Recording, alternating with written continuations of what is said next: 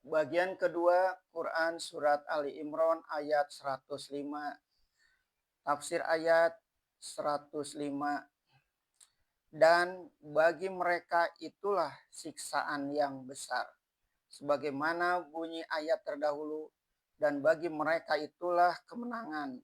Sekarang terjadi sebaliknya, dan bagi mereka itulah siksaan yang besar. Siksaan yang amat besarlah bagi orang yang hanya berpecah belah dan berselisih.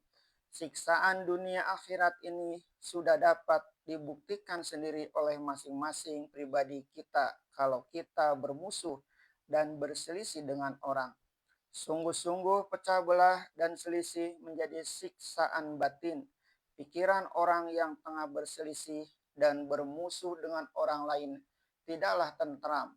Apatah lagi perselisihan dan pecah antara golongan dengan golongan.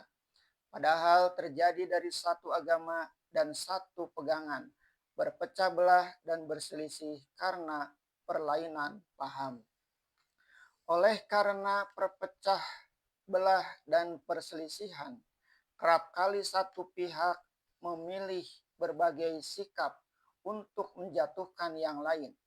Kerugian dan pertumpahan darah karena perselisihan perkara dunia dan perebutan kuasa antara Ali dan Muawiyah telah menyebabkan di medan perang Siffin antara Ali tentara Ali tewas 35.000 orang dan tentara Muawiyah 45.000 orang. Bukankah ini suatu siksaan yang besar? Syukurlah akidah Islamnya sendiri masih kukuh pada waktu ini dan pecah belah hanya karena berebut kuasa duniawi, karena ambisi politik yang amat keras pada Muawiyah sehingga betapapun kerugian dan penderitaan dan kehilangan begitu banyak jiwa. Setelah Muawiyah berkuasa, perluasan kekuasaan Islam tidak terhambat. Ingat lagi berapa kerugian jiwa dan kehancuran ketika Bani Abbas merebut kekuasaan dari tangan Bani Umayyah. Ingat lagi hebatnya pecah belah dan perselisihan antara Ahlu Sunnah dengan Syiah diakhiri kekuasaan khalifah Bani Abbas ya, yang wazirnya ialah Al-Aqami yang bermadzhab Syiah. Dari sangat bencinya wazir Syekh itu kepada khalifah yang dipegang terus-menerus oleh Bani Abbas, wazir itulah yang mengkhianati daulah Islamiyah Bani Abbas dan mempermudah masuknya tentara Tartar dan Mongol di bawah pimpinan Hulako ke dalam kota Baghdad. Padahal bukan raja, khalifah, dan keluarganya yang dibunuh. Hulako setelah dia dapat menghancurkan Baghdad, bahkan wazir pengkhianat itu pun tidak terlepas dari kehinaan dibunuh dengan keji. Kerap kali terjadi dalam sejarah perselisihan antara golongan, padahal satu agama menimbulkan pengkhianatan yang sangat keji, baik dalam dunia Kristen ataupun dunia Islam.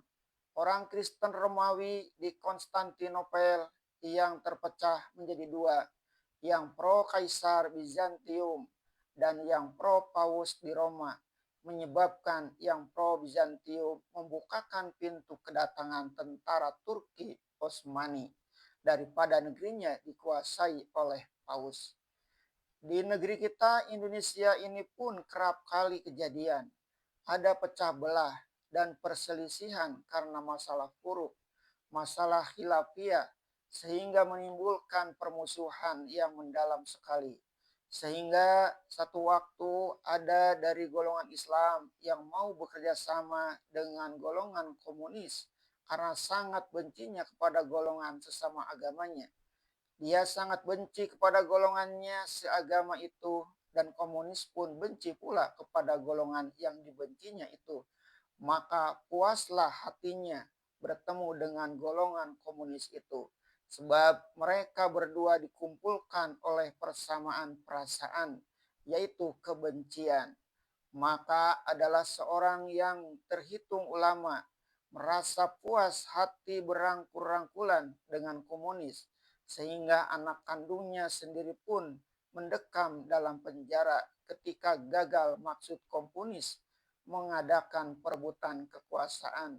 Karena anak itu telah menjadi alat dan kaki tangan komunis. Inilah siksaan perpecahan. Maka apabila kita susun kembali sejak dari ayat 103 sampai kepada ayat 105 ini, terdapatlah satuan maksud. Di ayat 103 diperingatkan supaya tetap bersatu padu dengan jalan sama-sama memegang tali Allah. Sebab persatuan adalah nikmat yang paling besar. Di ayat 104 diingatkanlah supaya ada segolongan umat yang mementingkan dakwah, menyeru kepada kebajikan, menyuruh berbuat ma'ruf, dan mencegah perbuatan mungkar. Ahli-ahli dakwah ini membawa orang berpegang kepada tali Allah. Karena demikianlah kemenangan akan dapat dicapai. Di ayat 105 ini diterangkan betapa hebatnya bahaya perpecahan dan perselisihan.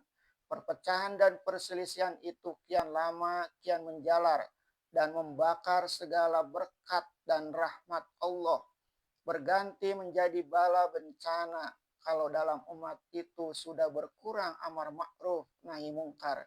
Kemudian datanglah sambungan, yaitu ayat selanjutnya menerangkan bagaimana akibat yang akan diterima apabila azab siksa Allah itu datang kelak.